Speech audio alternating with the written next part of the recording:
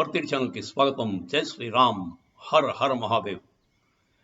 మన Israel షిప్ని, cargo షిప్ని Iran వాళ్ళు అదుపులో తీసుకున్నారు. ఇరాన్ ఫోర్సెస్ అదుపులో తీసుకుంటే దాంట్లో మరి మన ఇండియన్ క్రూ 17 మంది ఉన్నారండి. సో చూశారు కదా, వరల్డ్ అంతా ఒక ఒక గ్లోబల్ విలేజ్ ఎలా అవుతుందో, ఎంత కనెక్టెడ్గా ఉందో. వార్ వీళ్ళిద్దరికీ అవుతుంది, మనం ఇద్దరికీ ఫ్రెండ్స్. మనం ఎలా ఇన్వాల్వ్ అయ్యాం ఇప్పుడు? ఇరాన్ను ఇజ్రాయెల్ తాలూకు కార్గో షిప్ని పట్టుకుంది. ఆ కార్గో షిప్లో 17 మంది మన ఇండియన్ క్రూ ఉన్నారు. వాళ్ళని ఇప్పుడు మరి మనం ఏం చేయాలి? మన ఇండియన్ గవర్నమెంట్ ఏం చేస్తుంది? వెంటనే రెస్పాండ్ అయింది.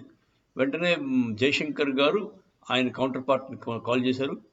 కాల్ చేసి చెప్పారు, ఇలాగ మా వాళ్ళు ఉన్నారు, వాళ్ళు సేఫ్గా ఉండాల్సిన అవసరం ఎంత ఉంది, వాళ్ళు మాకు ఫస్ట్ స్టెప్ కింద వాళ్ళతో మేము మాట్లాడాలి, మా మనుషులు పంపిస్తాం అన్నారు.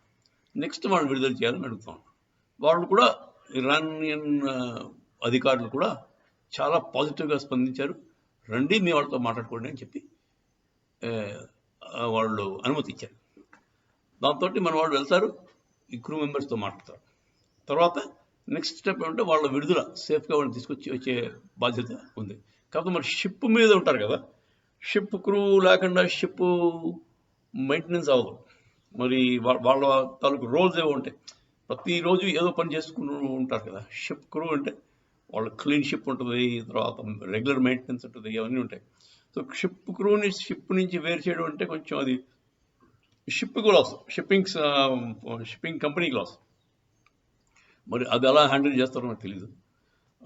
షిప్ వాళ్ళు అదుపులో పెట్టుకుందాం అని ఇంకా అనుకుంటే ఇరానియన్ ఫోర్సెస్ వాళ్ళు మరి లేకపోతే ఎంత కాంపెన్సేషన్ ఏదో కట్టించి, ఆ ship it self May belong to somebody else కదా. షిప్ ఇజ్రాయెల్ వాళ్ళది కాకపోవచ్చు, అది కార్గో వెళ్తుంది ఇజ్రాయెల్కి, అంతే తప్ప షిప్ ఇజ్రాయెల్ అంటే ఓనర్షిప్ ఎవరితో తెలియదు మనకి. సో ఈ పరిస్థితుల్లో వాళ్ళు ఎలా సార్ట్అవుట్ చేస్తారో అర్థం కాలేదు నాకు. కాకపోతే మన క్రూ అయితే సేఫ్. మన Indian authorities are in communication with Iranian counterparts. వాళ్ళని కలవడానికి వెళ్తారు, వాళ్ళకి ధైర్యం చెప్తారు. మరి వాళ్ళు అక్కడ ఉండాలా, లేకపోతే వాళ్ళు షిప్ని అబాండన్ చేసి ఇండియాకి వచ్చేయాలా అన్న అది ఇంకా వేచి చూడాలండి. నార్మల్గా అది జరగదు. అంటే షిప్కి మా క్రూకి చాలా అయినాభావ సంబంధం ఉంది. వాళ్ళు వదిలి వెళ్ళలేరు. ఎందుకంటే మనకి వదిలేసాడంటే ఒక 4 రోజులు క్రూ లేకుండా షిప్ ఉందంటే అది పడైపోతుంది, అంటే శిథిలాలయం అయిపోతుంది. ఒక ఇల్లు లాంటిదే షిప్ కూడా. ఒక వైబ్రెంట్ హౌస్ ఉందనుకోండి, దాంట్లో రెగ్యులర్గా క్లీనింగ్ ఉండాలి, రెగ్యులర్గా మనుషులు ఉండాలి. దాంట్లో ఉండకపోతే ఇల్లు ఇంకా పాడుపడిపోయిన శిథిలావస్థకి వచ్చేస్తుంది. సో అదండి పరిస్థితి.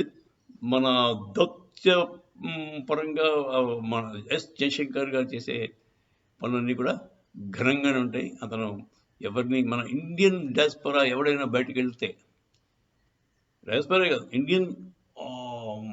ఇండియన్స్ ఐదర్ ఇండియన్ ఆరిజిన్తో ఉన్న నాన్ ఇండియన్స్ అయినా కూడా, అంటే అమెరికన్స్ విత్ ఇండియన్ ఆరిజిన్, అలాంటి వాళ్ళైనా సరే మన వాళ్ళు ఎక్కడున్నా మన వాళ్ళు రక్షించడానికి రెడీగా ఉంటారు. మీరు చూసారు కదా, యుక్రెయిన్ వార్ టైంలో స్టార్టింగ్లో ఎంత బాగా తీసుకొచ్చారు. మన స్టూడెంట్స్ అందరినీ, మెడికల్ స్టూడెంట్స్ అందరినీ కూడా యుక్రెయిన్ నుంచి జాగ్రత్తగా రెస్క్యూ చేసి తీసుకొచ్చారు. చాలా చాలా చాలా సందర్భాలు ఉన్నాయి. Even at the time of Sushma Swaraj గారు కూడా ఆవిడ ఎక్సలెంట్గా చేసేవారు. ఇప్పుడు జయశంకర్ గారు